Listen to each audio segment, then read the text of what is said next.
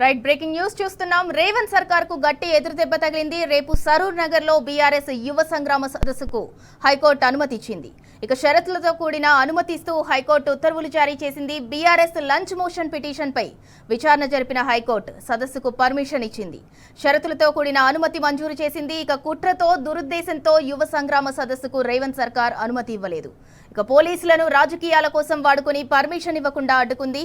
BRS యువ సంగ్రామ సదస్సు జరిగితే తమ బండారం బయటపడటం ఖాయమన్న భయంతో అనుమతి ఇవ్వకుండా ప్రభుత్వం అడ్డుపుల్లలు వేసింది. ఇక దాంతో బీఆర్ఎస్ పార్టీ హైకోర్టును ఆశ్రయించింది. బీఆర్ఎస్ పిటిషన్ పై విచారణ జరిపిన హైకోర్టు సదస్సు నిర్వహణకు అనుమతి మంజూరు చేసింది. దాంతో రేవంత్ సర్కార్ కు గట్టి ఎదురుదెబ్బ తగిలింది.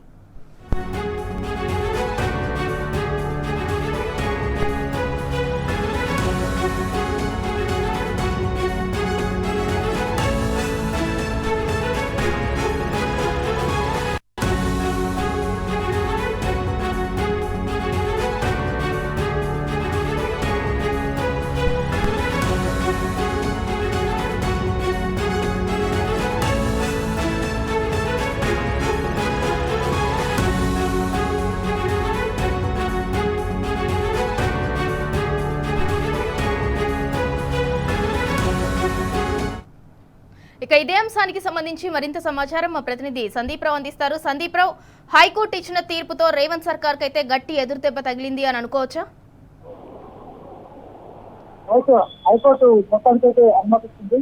హైకోర్టు 10వ సింగిల్ బెంచ్ ధర్మాసనం ఈ మాధవీదేవి గారు కొద్దిసేపటికి ఉత్తర్వులు వెల్లడించారు. ఈ సభకు సంబంధించి పూర్తి స్థాయిలో కూడా ఎవరైతే పిటిషనర్ బీఆర్ఎస్ పార్టీ తరఫున దాఖలు చేశారో వారికి అనుకూలంగా కొద్దిసేపటితోనే తీసుకుంటున్నారు. అయితే ఈ సంబంధించి గత నెల 30వ తేదీన కోర్టులో పిటిషన్ దాఖలు చేసే అనుమతి ఇవ్వాలని ఇటు పోలీసులు కోరగా 30వ తేదీ నుంచి 17 రోజుల పాటు మీరంతా ఏం చేశారు, 15 రోజుల పాటు మరి అనుమతి ఇవ్వకపోవడానికి ఎటువంటి కారణం కూడా మీరు వెల్లడించారు. అంటే పిటిషనర్ కు వివరాలు చెప్తే వాళ్ళు దానికి అనుగుణంగా ముందుకెళ్లేవారు లేదా సభాస్థిని మార్చుకునేవారు కావచ్చు. కానీ మీరు ఎందుకు చెప్పలేదని వాదనలు ఇటు హైకోర్టు సింగిల్ బెంచ్ ధర్మాసనం పరిగణించారు. ఈ క్రమంలో వాళ్ళు ప్రభుత్వ తరఫు న్యాయవాదులు ఢిల్లీ నమ్మారు. ఇప్పటికైతే 5 గంటల నుంచి 7 గంటల వరకు సభ నిర్వహించారు.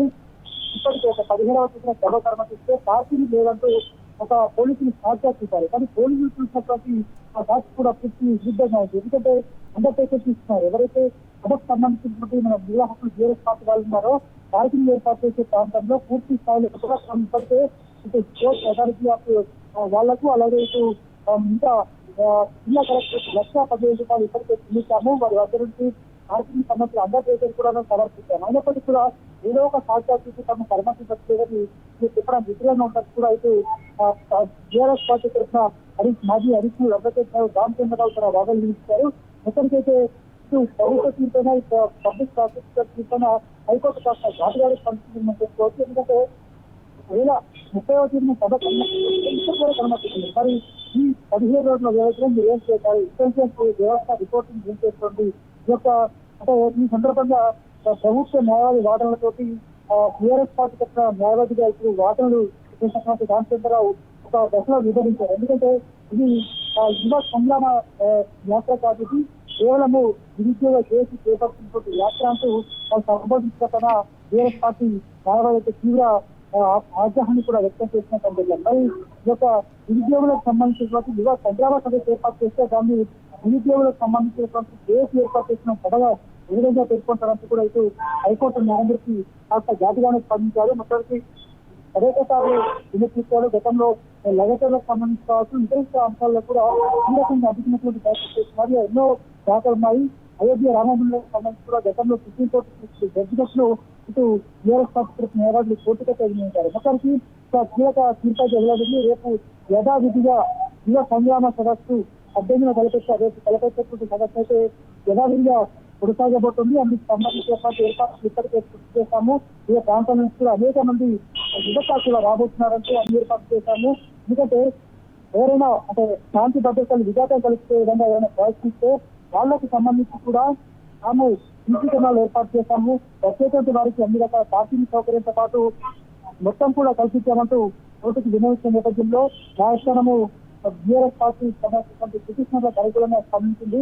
పూర్తి స్థాయిలో కూడా తాము అనుమతిస్తున్నాము, శాంతి భద్రతలకు విఘాతం కలగకూడదు, Right. ఎట్టి పరిస్థితుల్లో నేషనల్ హైవే ఉంది కాబట్టి ట్రాఫిక్ జామ్ కలగకూడదు అనేటువంటి అంశమైతే కోర్టు చెప్పడం జరిగింది. అందుకు అనుగుణంగా తాము ఎటువంటి ఉద్దేశం లేకుండా, ఎటువంటి దురుద్దేశం లేకుండా తాము ఈ సదస్సుకు Right. సంబంధించినటువంటి అన్ని ఏర్పాట్లయితే పూర్తి చేసిన నేపథ్యంలో ఏ విధంగా కొనసాగుతోంది, తాము ఎటువంటి శాంతి భద్రతలకు విధానం తెలిసే ప్రయత్నం చేయలేదు.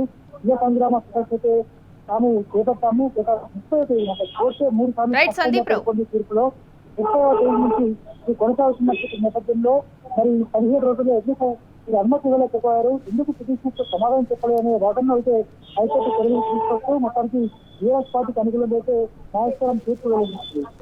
Indira. Right, thank you Sandeep Rao.